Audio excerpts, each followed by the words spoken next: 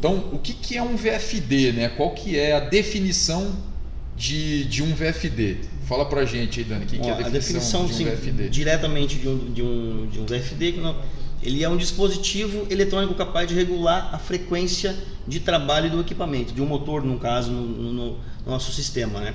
Ele controla a frequência através da variação de tensão, né? Então ele faz essa variação de corrente alternada e com isso ele consegue automaticamente, alterando a frequência de trabalho, ele altera a rotação do motor. E acontece muito dos caras te ligar, porque o cara comprou um equipamento 220, né? A saída 220. E acontece muito dos caras te ligar e falar: Daniel, tá dando 100 volts aqui, tá dando 150 volts aqui, não tá dando 220. Com certeza, acontece bastante.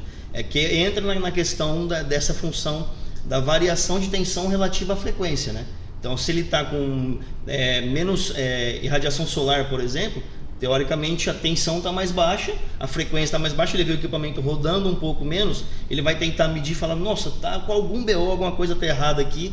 E eles não conseguem, tipo assim, depois que a gente explica, eles conseguem associar e entender que ele funciona totalmente proporcional um ao outro, né? Então falta um pouco de informação lá para ponta da linha, entender realmente como o equipamento funciona. Com certeza. Às vezes nem o técnico que está instalando, ele entende o que está acontecendo ali. Esse pingo do I ali no cantinho, né, por exemplo.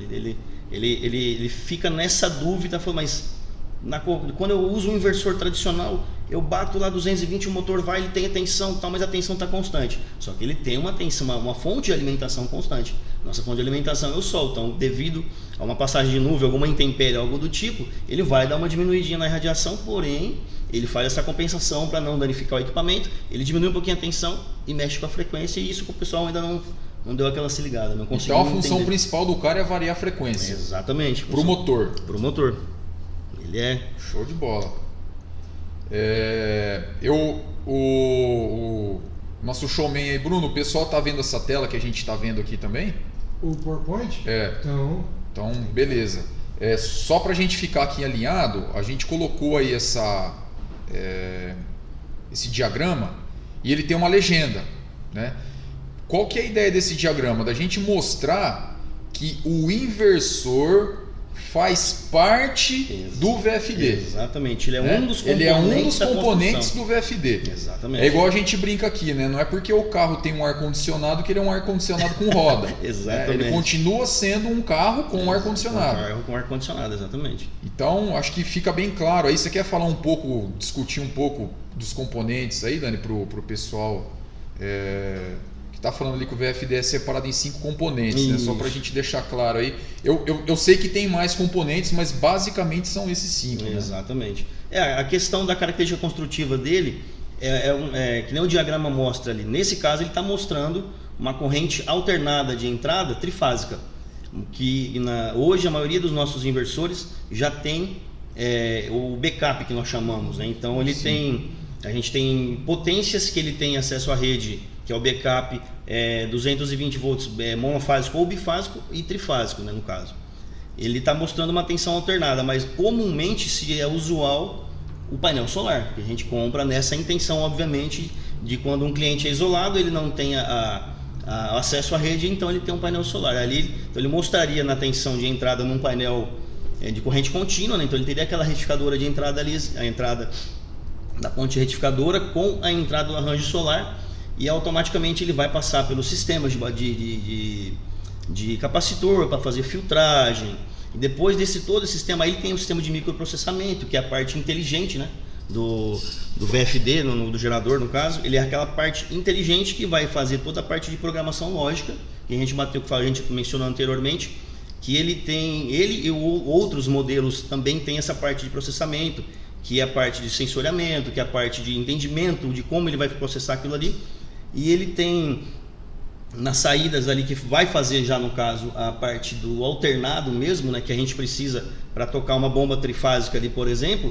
Ele tem naquelas instalações, ele tem o módulo IPM, que é esse carinha que a gente vai falar um pouquinho dele depois também, que ele trabalha uma forma inteligente de fazer a corrente contínua virar uma corrente alternada, né? Então ele tem uma série de componentes, além de, que nem você mencionou, série de outros componentes que estão ali para dissipar, alguns resistores de potência estão ali para dissipar potência do circuito, mas ele tem um banco de capacitor Tem o módulo IPM, que eu já mencionei aqui, e a parte principal, que é a parte de programação dele, a parte lógica, né? Assim, a parte, a grosso modo, seria essa aplicaçãozinha assim, direto, né? Assim, pra Ô, gente Daniel, entender. agora até você costuma falar bastante lá para a área comercial, né? Que o inversor, ele trabalha com a fonte solar, mas ele também pode trabalhar com gerador a diesel, e ele também pode trabalhar com a rede da concessionária, né? E essa é a prova cabal que o inversor não é a parte principal dele, porque se a gente estiver trabalhando com gerador a diesel com a concessionária, a gente não tem o inversor funcionando, mas mesmo assim a gente tem algumas vantagens de continuar trabalhando com um VFD, né? Qual é a vantagem, por exemplo, da gente ter ali um gerador ou ter a concessionária entrando no VFD e continuar trabalhando com o motor, né? Que nem você diz lá que tem a qualidade da concessionária que às vezes é ruim, ele continua montando a rampa do motor. Em geral, qual é o ganho que o cara tem, mesmo não precisando estar com o ar-condicionado do carro ligado, né? Que é o inversor, que ele não vai fazer a parte de contínua para alternada, ele vai entrar alternada e vai sair alternada. Qual a vantagem de ainda assim continuar trabalhando com o VFD? Então, ele é um equipamento bem completo, né? Então, como que eu poderia explicar de uma forma mais sucinta? Assim,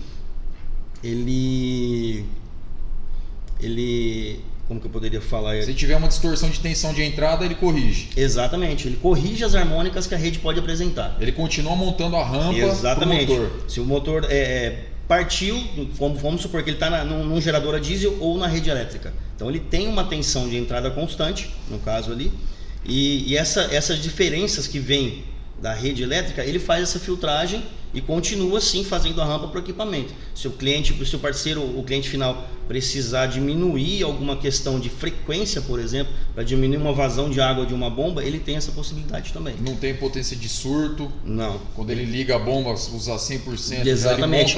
Ele monta a rampa, ele tira da inércia, né, e vai subindo a frequência de acordo com a rampa programada, né, que é uma rampa pré-estabelecida por ele, pelo próprio microprocessamento. Ele não tem nem rampa de partida e nem uma contra-rampa de desligamento. Ele não dá aquele tranco no equipamento que tira toda a corrente dele. Ele desce a tensão e a corrente, vai desacelerando até chegar em zero novamente, né? Então ele faz todo esse procedimento. Para o motor é a forma é a melhor forma dele partir e dele desligar. Exatamente. É uma forma totalmente sem dano nenhum para o equipamento. E quem está na zona rural, que a gente recebe muita reclamação lá, o cara está na zona rural, às vezes ele tem um 127, mas está chegando 100 volts, o problema ou 140, ele também corrigiria.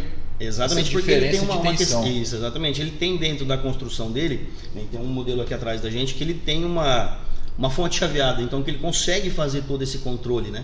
Tem os capacitores que contrabalanceiam isso também, dão uma balanceada, ele estabiliza o sistema, porque a gente sabe que em rede rural a rede elétrica é muito ruim, né? Então queima muito motor, queima muito motor, porque a tensão estabelecida, vamos supor que ela é 127 volts, chega a 100, 90 volts para o parceiro na ponta da linha. Então isso é muito prejudicial para o motor. E a vantagem é que ele faz isso e ele entrega o que o equipamento precisa de verdade, né? Então ele não, se ele diminuir tensão, automaticamente ele tira a frequência dali para não danificar o equipamento. Ele pode setar ali a tensão de saída. Então se ele quiser 122 volts, ele vai lá, digita 122, ele crava 122 na saída. Ele consegue. Se tiver entrando uma diferença, ele corrige. Sim. E mantém a tensão que você definir ali como constante. Ele consegue fazer essa estabilização, né? Que os motores de corrente alternada tem sempre uma diferencinha para mais ou para menos ali. Então, mas ele consegue fazer. A vida útil do motor vai embora. Vai embora. Então, se numa rede convencional ele estaria com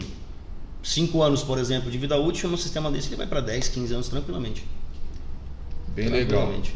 Acho que o pessoal já começou a ficar espantado, né? Sim, falou, cara, eu não sabia que era assim. Eu chamava de inversor, mas o equipamento é muito mais complexo do que eu imaginava. Certeza.